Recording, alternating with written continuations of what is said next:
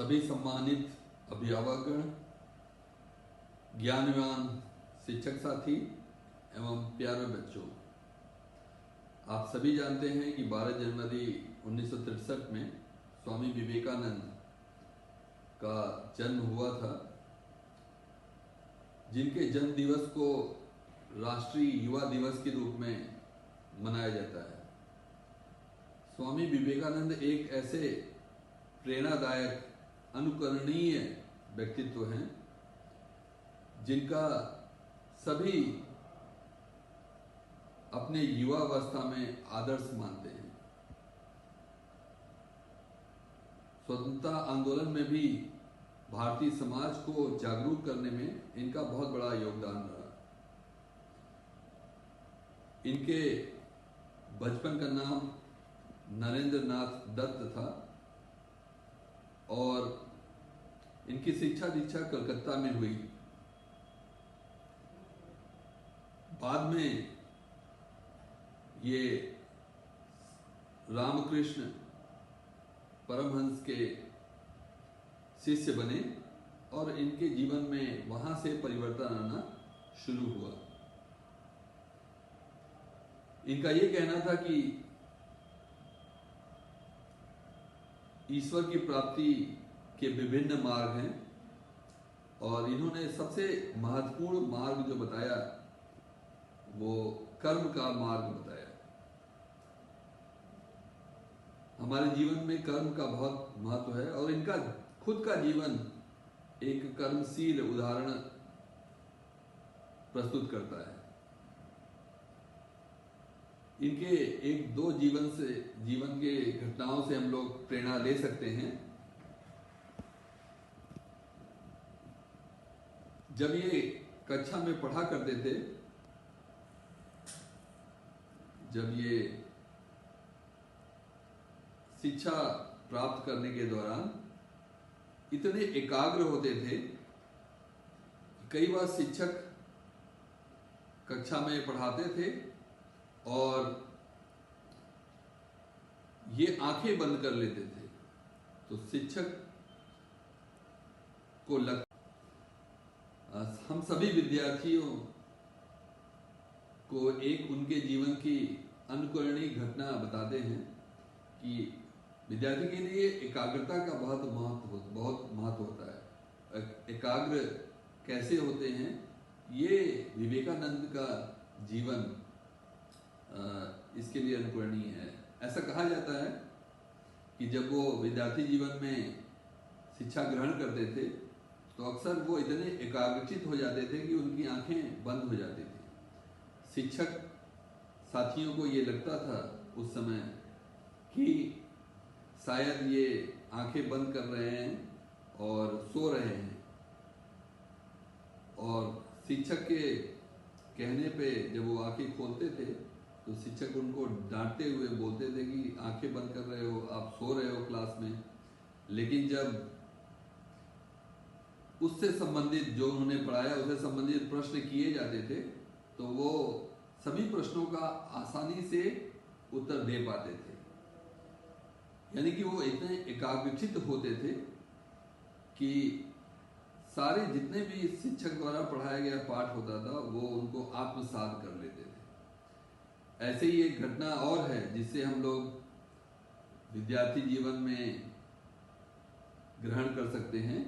वो अपने किसी पिता के किसी मित्र के घर गए थे और उनके पिता के मित्र कुछ कार्य कर रहे थे, तो उन्होंने बोला, नरेंद्र आप बैठिए और तब तक मैं कार्य करके आपके पास आता हूँ।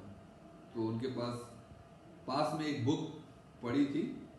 नरेंद्र उसको पलट के देखने लगे। तो काफी देर बाद जब उनके पिता के मित्र वापस आए तो उन्होंने बोला कि क्या कर रहे थे नरेंद्र? तो उन्होंने बोला कि ये किताब पढ़ रहा था मैं। तो उन्होंने कहा, क्यों झूठ बोल रहे हो, तुम तो केवल पेज पलट रहे थे और इतनी जल्दी कोई किताब कैसे पढ़ सकता है? तो उन्होंने कहा कि इससे संबंधित जो भी प्रश्न हैं वो पूछ सकते हैं आप। तो उनके पिता के मित्र ने बहुत सारे प्रश्न उससे संबंधित पूछे, तो सभी प्रश्नों के आसानी से उन्होंने उत्तर दे दिए। ये इस वजह से है क्योंकि उनकी एकाग्रता इस तरह से थी। उसके साथ साथ 1893 में उनका एक ऐतिहासिक भाषण शिकागो में विश्व धर्म सम्मेलन में बहुत फेमस है।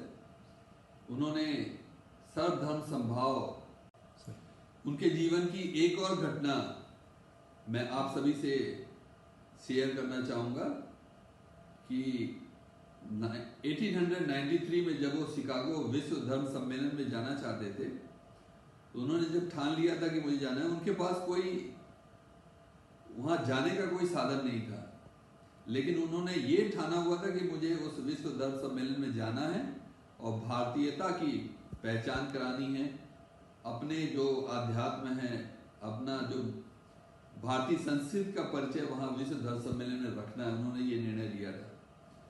तो उनके पास कोई पैसे नहीं थे, कोई साधन नहीं था वहाँ जाने का, लेकिन उन्होंने ठान रखा था और बहुत सारे अथक प्रयास के बाद विभिन्न माध्यमों से वो अल्टीमेटली वहाँ पहुँच गए।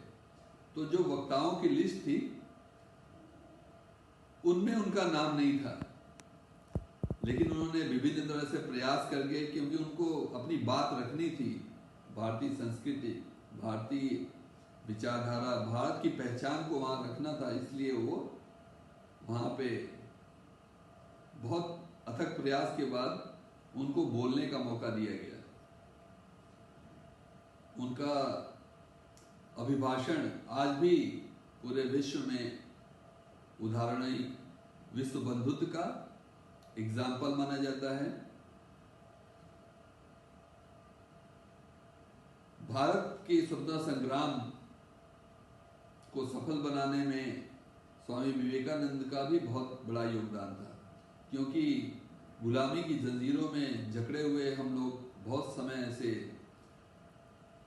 अपने आत्मविश्वास को खो चुके थे, अपनी भारतीयता को खो चुके थे, अपनी राष्ट्रीयता को खो चुके थे। तब स्वामी विवेकानंद, दयानंद सरस्वती, इस तरह के बहुत सारे महापुरुषों ने भारतीय समाज को जागरूक करने में, भारतीय युवाओं में जोश भरने में, उत्साह भरने में और अपनी पहचान और अपना बल वापस लाने में बहुत बड़ा योगदान दिया। उसके बाद से ही आप देखेंगे कि स्वतंत्रता आंदोलन को बल मिलना शुरू हो गया, स्वदेशी आंदोलन, बहिष्कार आंदोलन, इस तरह से। लेकिन हमारा दुर्भाग्य रहा कि ये सिर्फ 39 साल की उम्र में जुलाई 1902 में इनकी आत्मा ब्रह्म में लीन हो गई और हमने बहुत ही युवा अवस्था में एक क्रांतिकारी, समाज सुधारक, देश प्रेमी खो दिया। लेकिन इनका जीवन, इनके जो प्रेरणादायक वाक्य हैं, वो आज भी युवाओं को, उनके कई अभिभाषणों के जो उद्बोधन हैं, वो आज भी हमारे युवा पीढ़ी के लिए ही नहीं बल्कि सभी के लिए प्रेरणादायक रहते हैं। जैसे आप सभी जानते हो, उन्होंने एक बार आह्वान किया था, उठो जागो और लक्ष्य प्राप्ति तक विश्राम मत करो। तो आज राष्ट्रीय युवा दिवस के अवसर पे मैं आप सभी को भी पहले बधाई देता हूं और ये संकल्प लेने का आग्रह करता हूं कि आप भी अपने लक्ष्य के प्रति जागरूक रहिए और जब तक आपको लक्ष्य आपके जीवन का प्राप्त नहीं हो जाता, तब तक विश्राम मत करिए। जय हिंद, जय भारत।